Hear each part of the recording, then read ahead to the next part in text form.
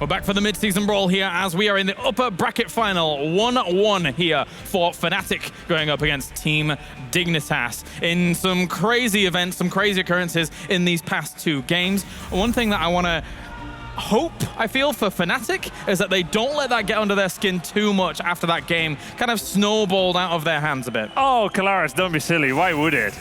Not a clue, not a clue, my friend. 3 forts versus 1 keep, 17 to 1 takedowns, 3 levels up.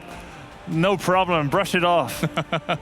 But overall, it really depends where we're going to be going now on our next map here between these two as they match up against each other in a bizarre way. Like, we didn't expect to see the Sylvanas really coming out in that game. And then overall, they didn't have too much to follow it up. They didn't get the opportunity to ever push the Team Dignitas there, but still grab the W.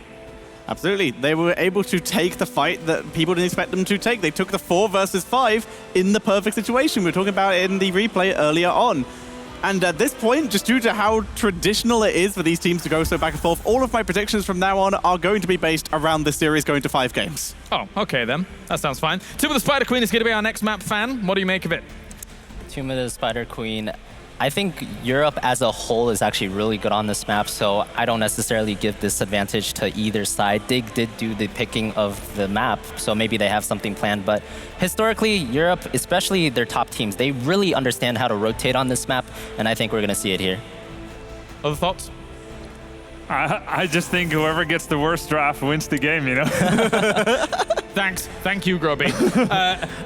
Stitches is actually a very common thing here on this map, so maybe we see Dignitas going down that path once again. Maybe they feel that they won't have a follow-up. Let's see. Game number 3. Draft begins 1-1. Team Dignitas against Team Fnatic. Yes! I wanted to see them do this. I really wanted to see first ban Stitches, first pick a new Brack. Just get rid of the heroes that JPL really wants to play so far in the tournament. Yeah, and they do. All the way through here. Yeah, I was exactly on the same page with you there, Fan. As I was just thinking, that is the recurring theme here in all of Fnatic's last 4 defeats at LAN against Dignitas. Stitches. So a new Barak was picked up. That means now the 2 most played for JPL are gone. Yeah. And they did not pick a warrior in this first rotation. So if they banned out a Muradin, he would probably be forced onto Johanna. Tyrael, Johanna. Tyrael or Johanna. He's pretty good on Tyrael and Johanna. That's a good point. Yeah, I mean, to be clear, I think Jay is a very good tank player. He can play all those heroes, but for this tournament, he has very clearly shown that he wants to either play a new Brack or Stitches, and he always picks those 2 when they're up.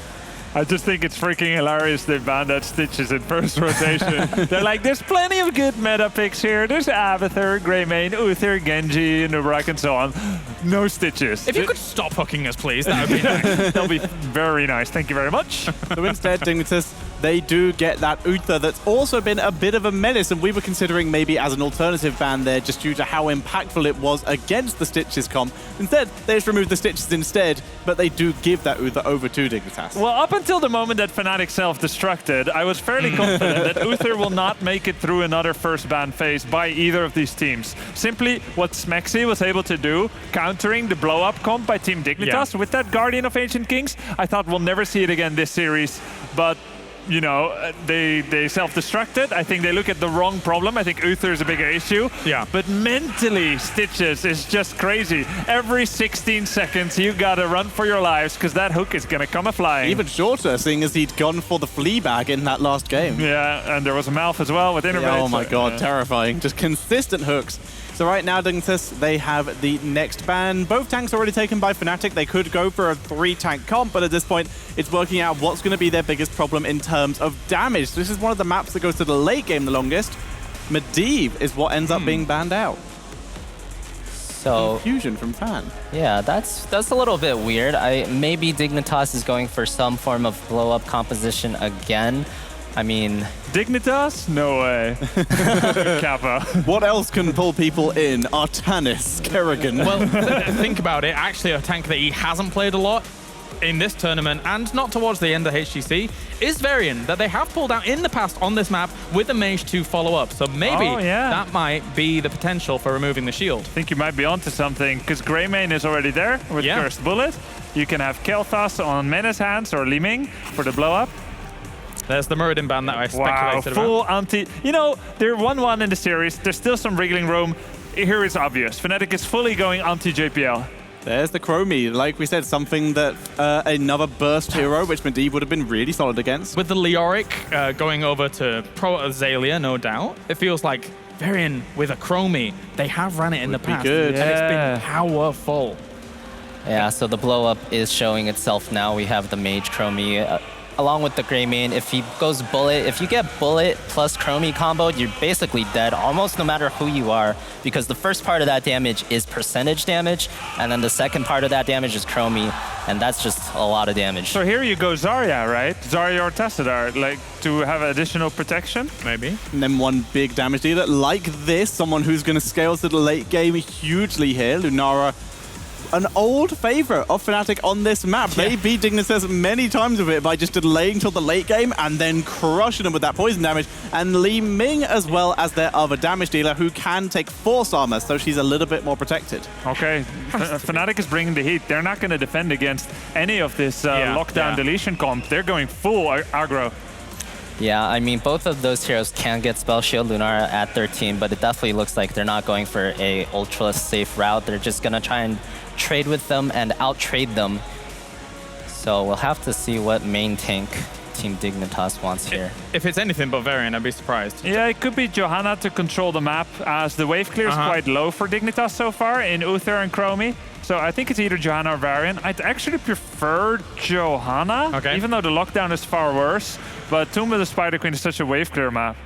Arthas is still available, but there's not a huge amount of close range auto attackers, so it's not going to be as effective. So unlikely to see him. They can't exactly Cho'Gall because they don't have enough room. It's going to be Johanna or Varian, I think. Yeah. Johanna. With that, I mean, we've seen them use slowing sands as well, just to be able to zone out areas. And Johanna's actually also very good at that, being able to even delay turn-ins. So it's a powerful pick. Yeah, if it was Varian, we would see Taunt to bait out Cleanse, and then you'll see the follow-up Temporal Loop.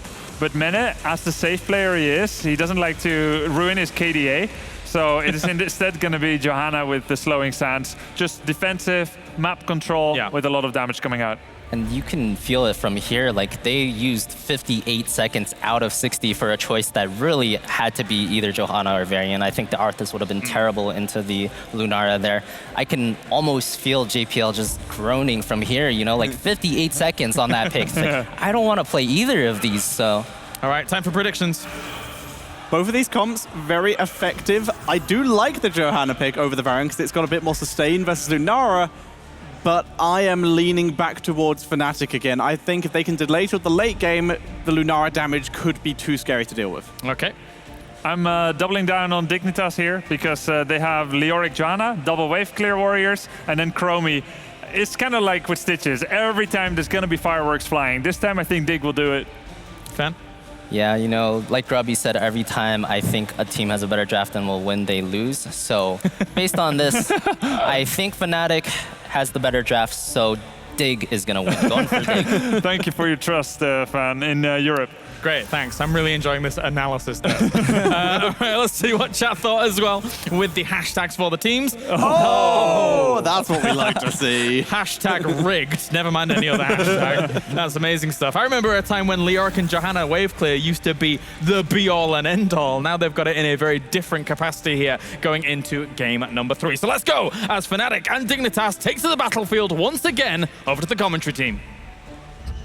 A lot of draft resources expended to limit JPL's playmaking abilities. That's got to feel pretty good for Team Dignitas. It's gotta feel good, but also feel even better here. This is the best Chroma composition that I can dream of. Literally, this is the Chromie dream. You have Greymane for going for the kill potential. You have the wave clear. I'm excited for it. Here on the left side, Snitch will be playing Greymane, Bakery on Uther, Mene on Chromie, Zelia on Leoric, and JPL on Johanna. Watch for Team Dignitas, man, as they're taking on Fnatic. Speaking of Fnatic, they're over in the red with Breeze playing Anubarak, Smexy playing Malfurion, Wubby playing Dahaka, Quacknix on Lunar, and Schwimpy playing Li Ming. So I will say, that Fnatic has picked up really good tools here to deal with the Chromie pressure. You have Li Ming here with a level 1 talent, picking up that Force Armor. Wonderful. If you ever see Chromie drop up her W, you just try to hit a nearby hero. If you can with that Q, you get that Spell Armor, you're in a great spot. Lunara as well. It's really hard to capture with the slowing sands. Even a Temporal Loop with her bound animation, she jumps out quickly. Hang on though. Dignitas is in an area. Shh, everyone be quiet here. As Dignitas moves in, the time trap on the right side. Breeze will be just fine. Gets away with the Impale. Threw out the Impale, and that kept him safe from the initial gank. Dignitas were hoping for that first blood to give them the confidence to carry them forward in this game on Tomb of the Spider Queen versus Fnatic. Yeah, with the ability that they have here, the time trap, if one member have gotten hit there, Johanna comes in with the condemn, the timing is near perfect. You follow up with the Greymane follow-up after the damage. It's an insta-kill no matter what. And let's see it here, actually. Condemn comes out, gonna bring out the damage, and there it is. Insta-kill here from Dignitas as they set up the kill on the bottom right side. I'm loving that strategy. Typically, you take a time trap and you anchor yourself down in a really good spot in case the Dahaka were to come in for a rotation. But Dignitas moving aggressively with the time trap, setting up for a kill, and they take kill number 1 here in the game. And that could terrify Fnatic, knowing that Sure. if they go into a time trap, that there is almost certainly going to be a blow up to follow, maybe keeping them back even further in the early game in their rotations between the lanes, which they would like to be moving out and controlling so that they can have a good handle on at least one of the turn-in points. And it makes rotations harder down on the bottom if you don't know the time trap's going to be there. You're completely correct. And in the top, we're going to watch our Johanna. She consistently moves forward. We'll clear out these waves. Quacknick's on the back right side working in that damage. Now, remember, Lunar's one of those heroes that once you get to the mid to late game, you're feeling great. You start to actually apply the damage. You're putting damage out everywhere, stressing out that Uther. The question is, can we get there with Fnatic being on a good spot? Team Dignitas with their wave clear should be able to get early turn-ins if Fnatic is aiming to stop that from occurring. Wubby came in for a brush stock, so they really want to try to get a kill to equalize out the kills, but so far, no dice for Fnatic. Yeah, Wubby hitting the drag there. Great job. Smexy also there with the root, but not quite enough. Dignitas also, though, not able to answer back with the kill, but still holding out relatively well, while Xaylia in the bottom lane doing a really good job continuing to push in, maneuver around, going for ganks in the middle, and help clear out the Johanna. They're just intending to push in as much as they can. Yeah, both teams hoping they can push in the waves and importantly be able to rotate back and forth safely, and other team watching for those rotations as a potential. Team Dignitas with Bakery sitting in the corner where he is, he can quickly hit someone with Hammer of Justice. In this case, zoning for JPL to turn in those 21 gems. It can get quite hard when Johanna's the one who has all of those gems. She would like to be able to be the zoning hero, but at least having Bakery is another option for Team Dignitas when they look for a turn-in. Luckily for JPL, it should be in a spot where you shouldn't have to worry about damage too much until we get to that mid-game, but you're right, man. Being the bank for your team is a very hard task to pull off. You got to make sure that you play safe enough, but also aggressive enough to set up your team. Want to yell out Smexy so far. His positioning has been great. We saw Bakery in the top right corner going for a stun on Malfurion, but he was able to back up and bring down the root. But here on the bottom, Xaylia with some pressure as Breeze and Wubby are looking for a takedown. Bakery shows up for the last second heal. Will it be enough? Xaylia jukes. He heads to bottom left. Can Breeze catch him? Breeze does, and that'll be a kill for Fnatic. Smexy even coming in for the Moonfire. All of the rest of Fnatic holding on to the lanes as best they can. With Johanna in the rotation of Team Dignitas, they've done really well in the mid and top, so it's up to Fnatic to stop that with either getting picks or at least applying pressure and scaring away Team Dignitas. The pick there on the bottom definitely helping out a lot. Dahaka continues to soak in that lane and keep Leoric at bay. We're moving towards the mid-game here with a nice even lead for both of our teams. Dragoneye just unlocking here for our Chromie so she can burn down members in the middle of that circle. Hitting a time trap is important. Uther stun as well, so the coordination will be up to Dignitas to pull off. And so far this tournament, they've had a history of being on point with that coordination. So be fearful for Mayonnaise Dragoneyes.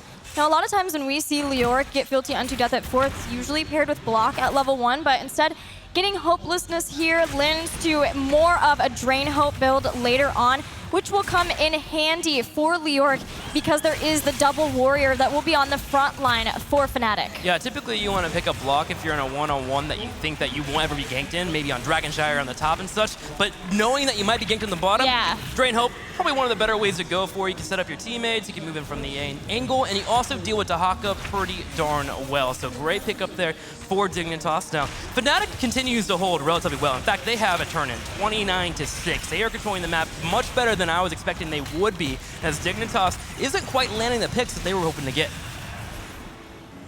It is so close, once again, between these two teams. A lot like game number 1. 7 versus 7 in experience, 1 versus 1 in kills. And things have stabilized quite a bit. But you can see from the towers alone who has been controlling the waves between mid and top. And that is Team Dignitas. That they are. Keeping up with it here. Having 68 gems available. Would love to go for a turn-in. Fnatic, though, hoping to get their own turn in. Being able to push in your opponents here and get to 10 safely would be a great advantage for them, especially if they can burn down some turrets, but they have yet to get the chance. Dignitas continues to hold. Finally, Fnatic in the top will get that chance, and Web Weavers will be pushing in. Yeah, 8 is a little bit weird because you wouldn't normally consider that a power spike, but because Chromie gets her heroic ability at 8, it was a little bit of a spike for Team Dignitas. But Fnatic getting the Web Weavers now allows them to not only nullify the damage that was done to them in the lanes, but try to do some damage of their own versus towers, open up some forts. That was actually a really cool display of the slowing sands and why Lenara was picked here. Hang on one second as Breeze takes some damage. Okay, he gets out. So we saw Lenara in the top right instantly get put into a slowing sands, but because of her movement speed and her ability to bound away, she got out of it before it became too effective, and that will be a theme throughout the game. Chromie will try to zone out that Lenara, but when she gets to 10, and I'm hoping it's Leaping Strike, it's going to be hard to control that Lenara. Yeah, she has sort of her own way of getting out of danger, which limits what a support has to give to Lunara, and more can be focused on keeping a Li Ming potentially healthy. And heroic abilities now picked up by Fnatic thanks to the towers they took down swiftly with their Web Weavers. Big play here on the bottom as Wubby and crew will hit 10 first with the push-in of their Web Weavers, as you mentioned. They're going to go to the top here and work on the fort, and they are burning it down. Dignitas not in a spot to even help defend it here. Dragon's Eyes comes out, does hit Quacknix, but it was mostly there to clear out the Web Weaver, and the fort will stand for now. But Dignitas, still not level 10, is having a hard time defending. Li Ming holding on to her heroic, but the rest is what we expected. Adaptation, we've seen a few isolations here at the mid-season Brawl, but still adaptation. In this case for Webby, also Leaping Strike like you mentioned. Yeah, adaptation really important there, especially against Leoric. With the Drain Hope coming in there, you're able to really mitigate that damage, heal from it even, be in a really good spot overall to help your team and be a solid tank, as long as the Nuback also goes for the Cocoon. Now, Wubby on the left side is taking damage here. Hasn't popped much here. The essence low on him. Can he get away? Trying to retreat out. He will not, but Greymane did get caught on the rotation in the top left. Fnatic trading out the 1-for-1. They have Uther in this Cocooner, hoping they can get another kill in that time, but slowing sands to zone. Breeze has to walk slowly out of it. Team Dignitas holding on to their support. Look how many gems JPL has. He's got a lot there, and he would love to drop those off. 54 being carried by JPL. Bakery is going to have to hug him tight and make sure to heal him and keep him alive for the moment. JPL on the rotation, moving towards a new Barak. Cocoon has been used and is down for 30 seconds. Can Dignitas create enough space here to get Johanna in a spot to clear? So far, no. She keeps clearing out these minion waves because she's getting pushed in by Fnatic. Fnatic keeping Team Dignitas from their first turn-in and their first Web Weaver phase, Uther? and they'll definitely be able to if they can kill Uther. Twilight Dream hit. Uther stayed alive a long time, but in the end is brought down by Fnatic. Fnatic with the combo there, coming with the Twilight Dream to stop the Divine Shield from going off. Uther will be able to heal here. Breeze taking damage on the side, but Fnatic, solid pickup from them, and they have enough gems to move in for a turn-in. They have a few dropping off on the bottom right and can also coordinate to turn in on the top. Leoric will be around that area to slow it down, but still Fnatic, you can see the power of their composition if they catch the Uther. Yeah, definitely. They're able to take him out. The Twilight Dream, like you said, stopping him from being able to Divine Shield himself. He survived a long time and does have Guardian of Ancient Kings, which we talk about that matchup versus Malfurion. Oh, hold on to this. Drag catches Leoric out of Wraithwalk. That's going to be 30 gems. They're able to get the kill. The Leaping Strike forward. Breeze from the side. Look at the Entomb here, by the way, just to make sure nobody's going to be able to come in and grab those gems. Bakery's going to be dragged by Wubby, but he's going to be able to get away, and the gems have been deleted. That was 29. That was so well done from both sides, but negating those gems for Fnatic is a huge win, on top of the fact that they have red Web Weavers now on the board too. The top should fall Although Leoric is back, he can try to slow that down as best he can, and Fnatic want to escort this. They want to make sure that top is taken down, but want to get more than just the top keep, or top 4. Yeah, this is definitely, I believe, the third turn here, so they want to get an advantage finally on the battlefield. They're going to push in the top, as you mentioned, kill off the fort. They're also looking for rotations that can come their way. I mean, look at Breeze and Li Ming. They are aggressively on their side of Team Dignitas, and you have to do this against a Chromie composition. You want to be in their face. You don't want them to be able to set up, bring out the time traps, and poke away. I love the way that Fnatic is currently playing. Schwimpy moves in for the wave of force. Wubby is going to go ahead and drop the burrow, expecting some damage to come out, but does not connect with the drag. That got really close to getting really ugly for Team Dignitas, but they get back. All of their forts are forfeited to this turn-in phase for Fnatic. They did use a lot of gems to get that, so it was important for them. Team Dignitas holding on to several of their gems. They did lose a little bit with that Leoric pick, but still have quite a lot. And I'm getting a little scared for Dignitas. I mean, granted, they have some gems available for a turn-in, so that would be great for them, the 63 here on JPL, but when you're in Chromie composition and you're not hitting your Qs, you're not able to get into fights or even proc that Bronze Talons, you're having a hard time coming back. This is 65 gems. JPL has to be careful. He gets away, but does use the Blessed Shield, while Zelia in the top right is dealing with the pressure here from Fnatic. Bakery also getting engaged upon. Man, there are little skirmishes happening all over the place, but the important one for Dignitas is that they didn't lose JPL and all of those gems. They still lost Leoric. Cursed Bullet went out too. Dignitas nearly traded out on the kill there, but in the end, Fnatic maintains a 2-level lead. I mean, one of my favorite quotes is you gotta spend money to make money here. And while we do have a lot of money for JPL, he's gotta get a turn-in at some point. This team needs to find a moment to jump into the fight and, of course, escalate the situation to where they start winning team fights. JPL is setting up here on the top, going for the turn-in. 68 gems for the drop. Zelia on the right side is peeling. Can they get it? Breeze with the interruption. Fnatic has interrupted 4 times, and Dahaka, meanwhile, is in the bottom. Yeah, this is the very problem I was mentioning, and that is when it's Johanna who holds on to the gems. Zelia is doing an admirable job, but without getting kills, I'm not sure that Team Dignitas is going to be able to get those turn-ins, but it's scary to fight here. Zelia has already been taken out. That's really unfortunate. Mane going to be using the timeout here to get away, but he's already low on health. Quaggins is chasing Bakery here, slowing him down with Lenara. That damage really starting to chunk forward. Wubby on the right side, and Fnatic is actually chasing the opposing team back to their side of the base. They get a kill. Mane somehow sneaked away, so he saves his KDA, but his team falls. They've lost 2, and now Team Dignitas is 13-16. They've held on to a lot of their gems. They have lost some too, but with that single delay, Fnatic has made sure that for a long time now, until Dignitas gets 16, they can't move back out and get a turn-in unless they're able to get a rogue pick somewhere. Maybe they see Fnatic going to the boss, but this is fully in control of Fnatic. Yeah, normally in this scenario, like, all right, well, Fnatic's in a spot where they just run away with this game, right? Like we saw in game number 2 where I had that opinion. But Dignitas is one of these teams that when it comes to late game, they will find a way somehow to funnel their way into a victory, to get a kill, to take momentum and really move forward with this. So you can't count Dignitas out yet, but it's really looking bleak. Absolutely, and that's because as long as gems exist for a turn-in, once Team Dignitas wins a decisive team fight, they can push lanes, then get web weavers, take out all the forts, and equalize the pressure, which is why we see Fnatic, even though they have such a lead, not give up putting the pressure back onto Team Dignitas, keeping them back in their base. Okay, Fnatic, they're gonna start pushing in here on the top, middle, and bottom. Zelia starts clearing out the top here. Could be in trouble as Lenora starts to move into that area. Leaping Strike gives her a really easy ability to move in forward and engage. Zelia just gonna hug that corner and dare her to come in for the moment and fight. Fnatic is in a really good spot right now, sieging away on the well here, doing what they can with the web weavers, continuing to push in. Chromie doing her best to siege away, but the moment that Fnatic wants to pull the switch, they certainly can, as Lenora is in that top pushing in. Fnatic's in a good place, but they've used basically all of their gems to get this web weaver phase, and Team Dignitas hasn't lost a keep yet. As long as they are able to keep their keeps alive, they always can have hope in this game, and they have done just that. Great defense from Dignitas. Yeah, there is always the power of Leoric in the late game. Remember, 16 and 20, Greymane as well, really spiking towards that late game as well. He scales so well. Chromie always has the potential to snipe a target, Malfurion in particular, if he's not on point with the ice block. So Dignitas needs to find those moments, but Fnatic pulls away.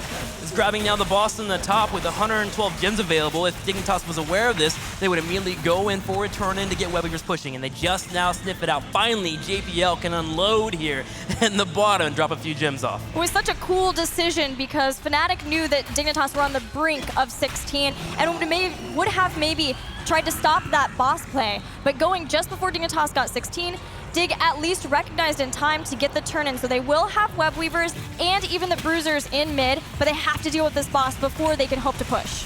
The Web Weavers, yeah, you're right, pushing the middle and the bottom. Make Fnatic pull back and defend the Web Weavers here, and it is going to be at the waste of the gems available for Dignitas, but they can put all resources to focusing on that top lane, as you were mentioning, get rid of the boss. And from there, you can maybe start to see a moment where Dignitas moves out. I do like how Fnatic handles this, though. Having that bottom lane pushing, they cleared out the middle, and they made sure the Web Weavers on the opposing side of Dignitas, if they didn't rotate down, they could have moved in for a keep. Xaylia coming in, though, sees Webby on the right side and wants to at least get some pressure here in the middle.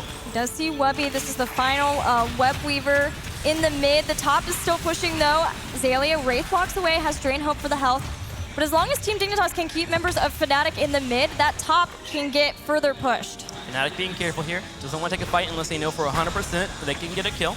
Waiting towards level 20. Breeze in the bush here will drop the Impale, but gets away easily with the Burrow charge. Just being safe and keeping Dignitas at bay, as Dignitas would love to make a play. Yeah, Team Dignitas are far behind. They know that they need to be getting experience back wherever they can. They use Entomb on Webby, but he's so far staying strong. JPL on the right side, the Dragon's Eye comes out, but Webby with the Essence is going to survive. Cocoon has been used, Bree stepping forward, but the call has been made. Don't go for the engage. That choke there is an area where Chromie and Grammy in particular can be effective at getting rid of a tank in the front line. Just like this, they go in for it. Last second, Webby goes for the burrow and will survive, but Dignitas is showing their firepower. This is the place where they want to fight. They use the Cursed Bullet, and a lot of damage was done. Quacknix has now been caught with a lot of the members of Team Dignitas. Breeze will be caught here by the time trap in the middle of him burrowing in. Will be able to live 20 just around the horizon. This is getting incredibly intense, man. I'm about to take my tie off. It's seriously getting to me as Fnatic continues to keep rotating around, threatening the idea of going in for a fight, but never doing so because they want that 20. Yeah, it is expertly done. Basically tantalizing the members of Team Dignitas to try to go for a fight, but using their escape to get back at all times. But now they hit 20. Immediately they strike. They take out Xaylia. He's staying alive for now, throws out Entomb, but in the end, Fnatic get the first kill. Xaylia will be forfeited. Manny on the left side, getting healed from Bakery. Leaping Strike comes out. Quackness is trying to chase him down, trying to slow him down. Swimpy comes in with Wave of Force. The Divine Shield at the last second will be enough, but here comes Breeze. He's diving forward. Cocoon has been hit. Twilight Dream 2 connects from Smexy on a few. Out of this, Cocoon is some roots. Blessed Shield to hope to slow down and give time for Mene to escape, but it won't be enough. Mene is down. Mene is down, and Fnatic's looking for more here. They move forward. Multiple heroics have been used. JPL is the target. Drag does connect, and they are burning him down. 20 not being here. JPL is gonna fall. Fnatic's now looking at a keep. 46 seconds until Johanna is back. There's still 3 to defend, but the way Fnatic is posturing, they maybe want more than just the keep. Fnatic having some thoughts back to the Braxis holdout here. Do not throw this game. The Entomb comes out. Xaylia will use a Drain Hope. Webby will burrow, hoping to escape. Bakery comes in with the Benediction into the stun. Will it be enough? No! Bakery just falls instantly, not expecting that. Xaylia hoping to retreat here, and with 10 seconds until Chromie comes up, Team Dignitas will have to defend their core. That support kill was exactly what Fnatic wanted. To be able to go after this core. Cocoon comes out. Fnatic jumps on top of Mene as he responds. The drag connects, and again they kill Chromie. The core is falling. It's at 50% and going rapidly down. A new Barak has been taken out, but it's still Quacknix and Schwimpy that are on the core. Quacknix dives over the core once again, and Fnatic has done it. They will win game 3. Fnatic taking the lead here with a 2-1. The execution there at the end was pixel perfect, controlling the gray main, watching out for Chromie to come out. Dahaka moving forward, getting the grab on the Chromie as the only target there, focusing her down, and then Quackness jumping over the core to stay away from the gray main. Well done there by Fnatic as they take a lead, and this is becoming quite the series. It was textbook how Fnatic controlled the first couple of turn-ins. But there was always the worry. You could tell the worry was there in the back of their minds that whenever Dignitas gets a turn-in, is a potential for Dignitas to swing momentum. We have seen it so many times on Tomb of the Spider Queen. So they took the risk of hanging around, baiting that maybe you'll get the fight that you want, but then being able to get 20 and immediately strike, beautifully executed by Fnatic. And I love the change of styles between these last couple of games. You know, the hyper-aggression into we have to play a little bit more reserved, wait out for certain scenarios to pop out. Our teams are playing the meta perfectly so far. It's been such a joy to watch, and I love that Fnatic was able to take that moment towards the end there, hit 20, and just turn it up as you were mentioning. Well, I can't wait to hear what our analyst panel has to think of game number 3 so that we can hurry up and get into game number 4.